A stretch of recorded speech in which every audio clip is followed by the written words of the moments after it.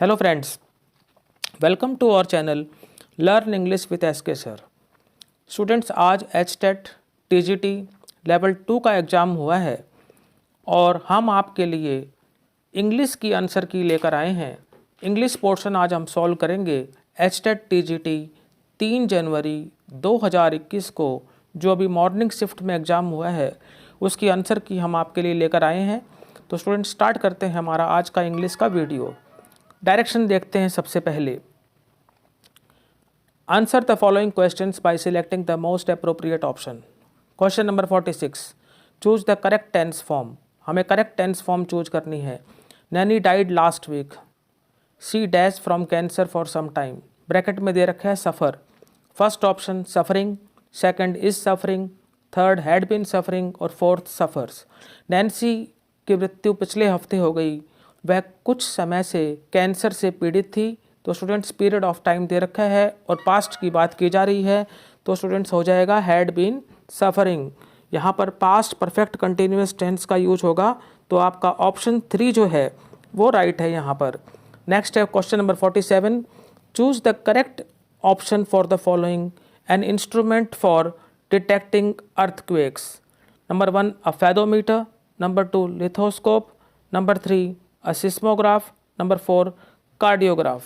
Option 3 यहाँ पर आपका राइट है, a seismograph. Now student see question number 48, choose the correct tense form. हमें करेक्ट टेंस फॉर्म चूज करनी है। My car dash for the third time since I got it. Bracket में है break down. First break down, second has broken down, third was broke down और fourth है has broken. तो students, आपको जो है यहाँ पर करेक्ट टेंस फॉर्म भरनी है। तो my car has broken down for the third time since I got it. तो यहाँ पर आपका प्रेजेंट परफेक्ट टेंस यूज होगा। Option 2 has broken down correct है। Now question number 49, select appropriate preposition to fill in the blank. Blank को fill करने के लिए अप्रोप्रिएट प्रेपोजिशन को सिलेक्ट करो। The programme was broadcasted dash the world. Programme को world में ब्रॉडकास्ट किया गया। Option 1 in, option 2 of, option 3 on to, option 4 across. तो स्टूडेंट्स का राइट आंसर है option 4 across. Students, question number 50, select the correct option. Bracket में दे रखा है phrasal verb for the underlined word. I don't know how we are going to cope with the cold during winters. मुझे नहीं पता कि हम कैसे सर्दी के दौरान जो है, सर्दी के मौसम के दौरान जो है कोल्ड का सामना करेंगे। तो कोप विद का मतलब होता है सामना करना। तो फर्स्ट ऑप्शन है make up for, second put up with, third put down और फोर्थ सेटअप। तो स्टूडेंट्स, कोप विद जिसका मतलब होता है सामना करना, उसका मीनिंग होगा put up with. Option 2 right है। Now question 51, select appropriate preposition to fill in the blank. Blank को फिल करने के लिए अप्रोप्रिएट प्रेपोजिशन हमें जो है सिलेक्ट करना है। सेंटेंस है they walked dash the footpath until they came to a bridge. Option 1 into, option 2 since, option 3 along, option 4 in. They walked along the footpath until they came to a bridge. Option 3 along correct है। वे footpath के साथ साथ चले जब तक कि वे एक पुल पर नहीं पहुँचे। तो ऑप्शन 3 अलॉन्ग राइट है। Now students, question number 52, choose the part of the sentence which is incorrect. हमें सेंटेंस का वो पार्ट चूज करना है जो कि इनकरेक्ट है। 4 पार्ट्स में सेंटेंस को डिवाइड किया हुआ है। एक बार मैं सेंटेंस पढ़ देता हूँ। His new film is really worth to be seen. His आपका ए पार्ट है, न्यू फिल्म बी पार्ट है, is really worth C part है और टू बी सीन जो है वो आपका डी पार्ट है। फर्स्ट में ए दे रखा है, सेकंड में बी, थर्ड में सी और फोर्थ में डी। तो स्टूडेंट्स, जो आपका ये जो डी पार्ट है ये इनकरेक्ट है। वर्थ के बाद जो है जिरंट का यूज होता है, यानी वर्ब की फर्स्ट फॉर्म प्लस आईएनजी का। तो वर्थ के बाद आपके डी पार्ट में आना था सीइंग, SEEING। तो जो टू बी सीन दे रखा है ये गलत है, यहाँ पर सीइंग आना था। तो आपका डी पार्ट जो है वो इनकरेक्ट है। ऑप्शन 4 राइट है। Now question 53, select the correct option. Bracket में दे रखा है phrasal verb for the underlined word. आपको जो है करेक्ट ऑप्शन यानी फ्रेजल वर्ब को चूज करना है अंडरलाइंड वर्ड के लिए।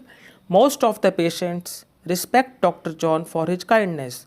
बहुत सारे पेशेंट्स डॉक्टर जॉन का सम्मान करते हैं उनकी दयालुता के लिए।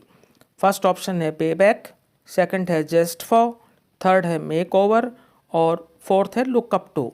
तो स्टूडेंट्स लुक अप टू जो फ्रेजल वर्ब है इसका मीनिंग होता है रिस्पेक्ट, और रिस्पेक्ट को ही अंडरलाइन कर रखा है।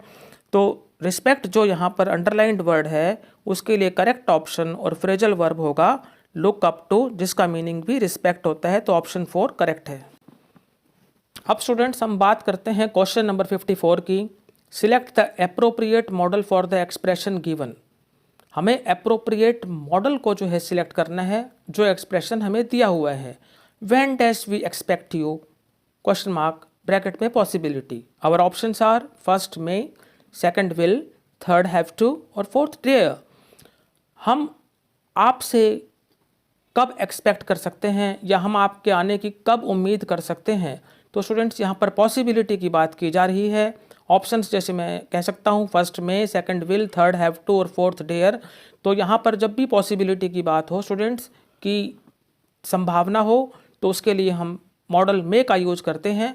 When may we expect you, first option में करेक्ट है।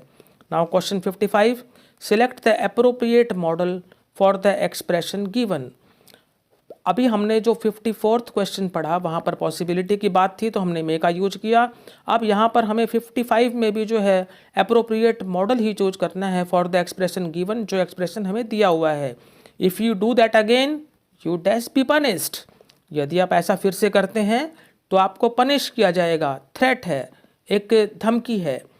मॉडल देख लेते हैं कौन कौन से दे रखे हैं। फर्स्ट में, सेकंड शैल, थर्ड कैन और फोर्थ ऑट। तो स्टूडेंट्स जब भी थ्रेट की बात हो और आपको सेकंड पर्सन दिया हुआ हो तो मॉडल शैल का यूज होता है। आपका ऑप्शन 2 शैल जो है वो करेक्ट है। Now students question 56, choose the correct meaning of the underlined words. जो वर्ड्स अंडरलाइंड हैं उनका करेक्ट मीनिंग हमें चूज करना है। It's a pity you don't like football but each to their own. Options first, everyone has different opinions. 2, everyone has similar opinions. 3rd, each and all are same. 4th, each one likes football.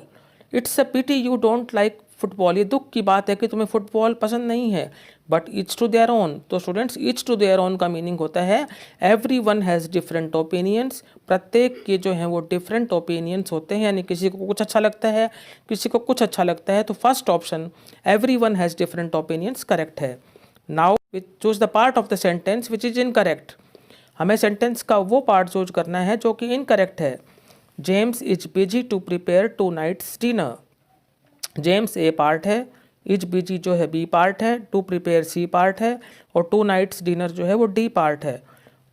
Option 1 A, option 2 B, option 3 C, option 4 D. तो students यहाँ पर जो C part जो है वो incorrect है। To prepare के जगह पे प्रिपेयरिंग आना था, क्योंकि बिजी के बाद जो है वो जीरंट का प्रयोग होता है। तो यहाँ पर जीरंट का मतलब वर्ब की फर्स्ट फॉर्म प्लस आईएनजी। यहाँ पर जीरंट को हम वर्बल नाउन भी कहते हैं। तो यहाँ पर बिजी के बाद जीरंट यानी प्रिपेयरिंग आना था। तो ऑप्शन 3 जो है वो आपका करेक्ट हो जाता है, क्योंकि सी पार्ट में जो है वो एरर है, वो इनकरेक्ट है। Choose the correct option to fill the blank. Blank को फिल करने के लिए करेक्ट ऑप्शन को चूज करें। Immediately after the operation, he could see nothing dash vague shadows. First, as long as. Second, however. Third, but. और fourth, notwithstanding. Immediately after the operation, operation के तुरंत बाद, he could see nothing dash vague shadows. वो vague shadows के अलावा कुछ भी नहीं देख सकता था। तो यहाँ पर nothing है और बात आ रही है कि उसके अलावा कुछ नहीं देख सकता था। तो ऐसी स्थिति में नथिंग के बाद हम बट का यूज करते हैं। ऑप्शन 3 राइट है। Now question number 59, choose the correct meaning of the underlined words. जो वर्ड्स अंडरलाइंड हैं उनका करेक्ट मीनिंग चूज करना है। The baby monkeys ran every which way. तो एवरी विच वे जो है अंडरलाइंड वर्ड्स हैं। ऑप्शंस देख लेते हैं। First up, second straight, third in different directions और फोर्थ डाउन। तो स्टूडेंट्स एवरी विच वे का मतलब होता है इन डिफरेंट डायरेक्शंस। तो जो बेबी मंकीज हैं वो अलग अलग दिशाओं में भागे, तो एवरी विच वे जो अंडरलाइंड वर्ड्स हैं उनका करेक्ट मीनिंग है in different directions. Option 3 correct है। Now last question for today, question number 60, choose the correct option to fill the blank.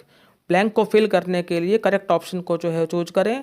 The room was empty dash for a chair in the corner, first except, second and, third between और fourth behind. कमरा जो है वो खाली था सिवाय कोने में एक कुर्सी के, यानी उस कमरे में एक कोने में कुर्सी थी और उसके अलावा कुछ नहीं था, यानी कमरा खाली था सिवाय एक कुर्सी के। तो सिवाय का मतलब होता है एक्सेप्ट। फर्स्ट ऑप्शन आपका राइट है। तो स्टूडेंट्स आज हमने एचटेट टीजीटी के इंग्लिश के जो है 15 क्वेश्चन सॉल्व किए। इंग्लिश का पोर्शन हमने आपके साथ सॉल्व किया। उम्मीद है कि आपको हमारा वीडियो पसंद आया होगा। यदि आपको हमारा वीडियो पसंद आया तो इसे लाइक करें, शेयर करें और हमारे चैनल को सब्सक्राइब करें। Thank you.